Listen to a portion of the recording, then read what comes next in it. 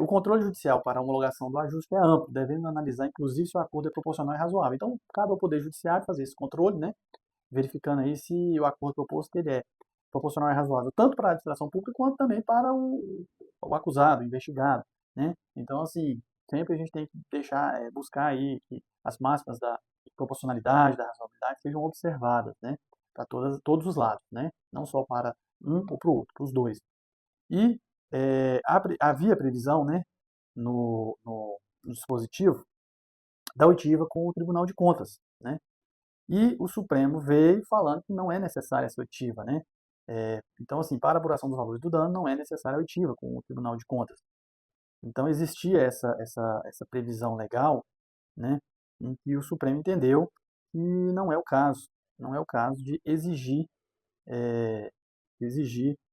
a a oitiva do Ministério Público. Né? O parágrafo 3º do artigo 17b falava: para fins de apuração do valor do dano a ser ressarcido, deverá ser realizada a oitiva do Tribunal de Contas competente, que se manifestará com a indicação dos parâmetros utilizados no prazo de 90 dias.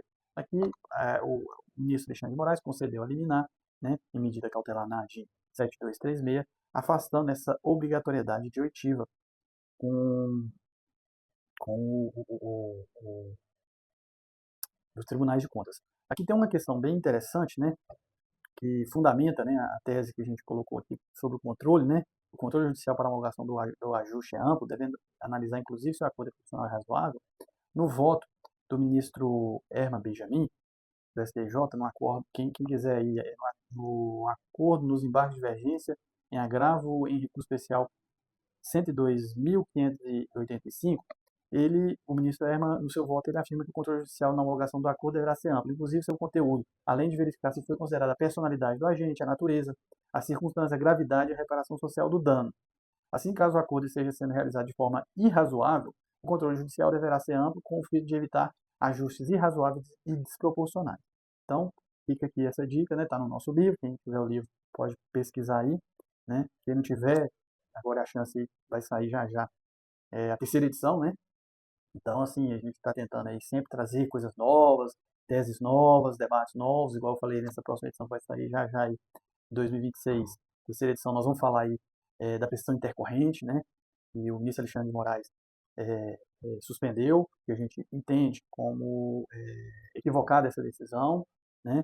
E aí a gente traz os motivos, né? Porque, né, a gente entende que foi uma decisão equivocada. Então, fica aí a dica, né?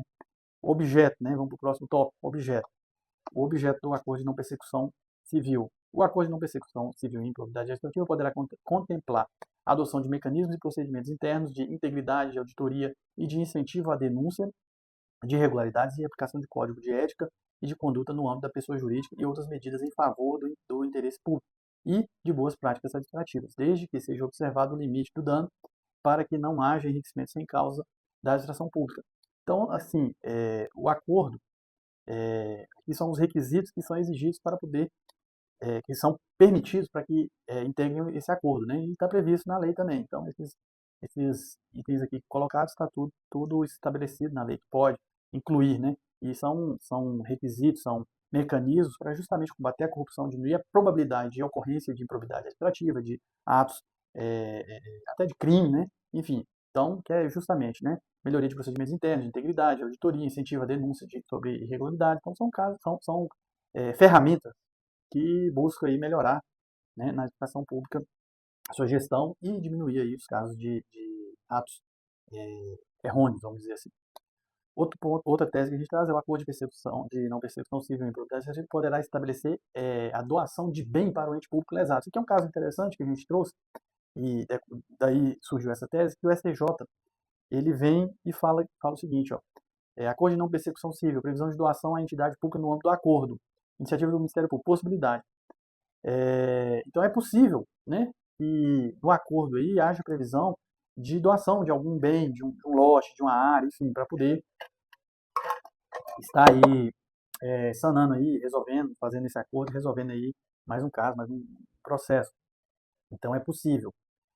Outro ponto interessante é o parágrafo 10A do artigo 17, lá da lei de probidade, né, com suas alterações, ele vem falando o seguinte, né, sobre a possibilidade de suspensão do feito caso haja possibilidade de solução consensual. Ou seja, se houver possibilidade de fazer o acordo, de não persecução, é possível que o magistrado suspenda, né?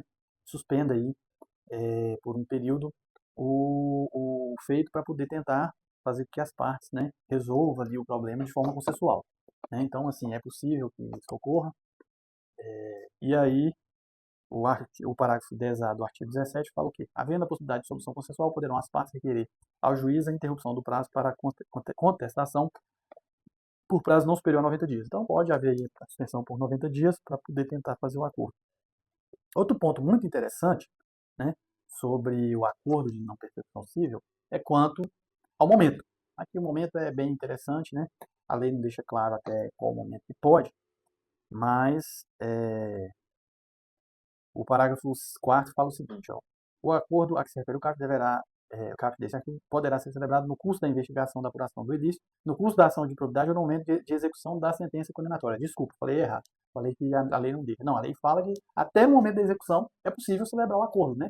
Então, tá aí a própria lei falando. E aí tem casos interessantes que a gente traz aqui, desse momento, que a gente vai falar já já. A primeira tese, o acordo de não persecução civil e improbidade administrativa poderá ser celebrado até a execução da sentença condenatória. Então, mesmo que houve aí o trânsito em julgado, foi julgado aí procedente, já estamos aí em fase de trânsito em julgado de cumprimento, é possível a celebração do acordo de não persecução civil, né, improbidade administrativa, porque está previsto na lei. O acordo de não persecução civil e improbidade administrativa poderá ser homologado em fase recursal. Então, caso esteja aí pendente recurso, poderá as partes requerer aí a homologação de um acordo, né, mesmo que esteja em fase recursal. Quem decidiu aí nesse sentido foi o Superior Tribunal de Justiça, né? Tem decisão aí nesse sentido. E aí só chama atenção que é mais de uma decisão, tá?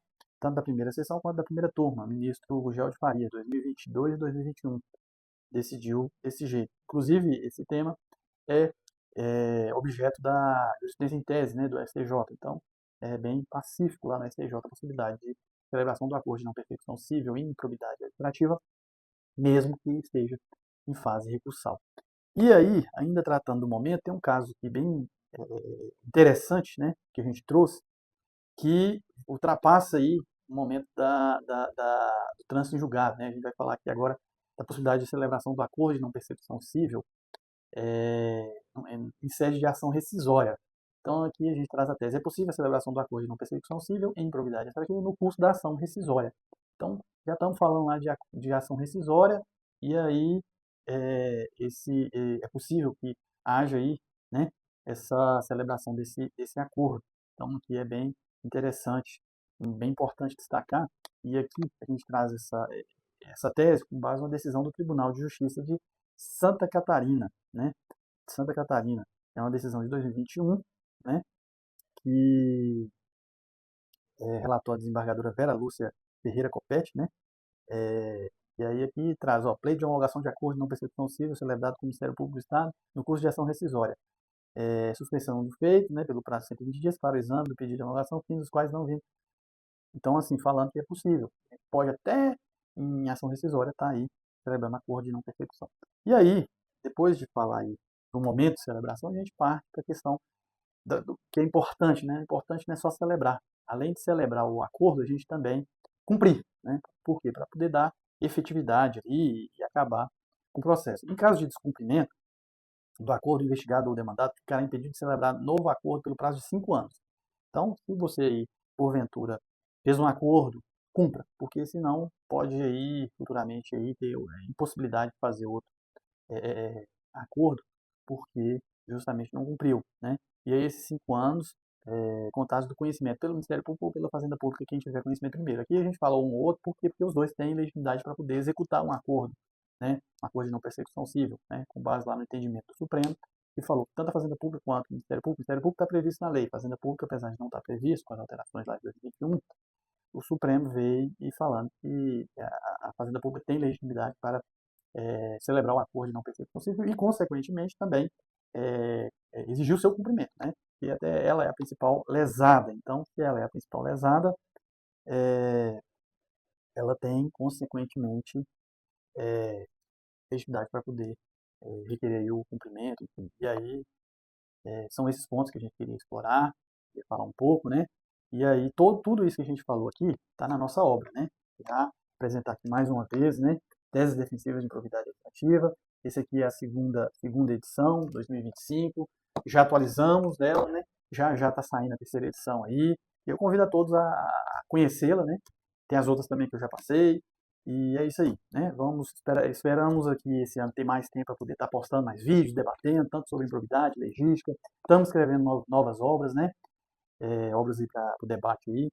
E é isso aí. Agradecemos a todos a atenção e convidamos para poder nos seguir, curtir, compartilhar, para a gente poder estar aí levando esse conteúdo sobre improbidade, sobre direito público, sobre legística, enfim, sobre o que a gente gosta de falar, inteligência artificial também. Já vou fazer mais um vídeo aí falando sobre IA, como utilizar a IA para poder ajudar a elaborar atos normativos, né, que é importantíssimo. Hoje tem a inteligência artificial, a gente, né, não é nada, ela ajuda muito.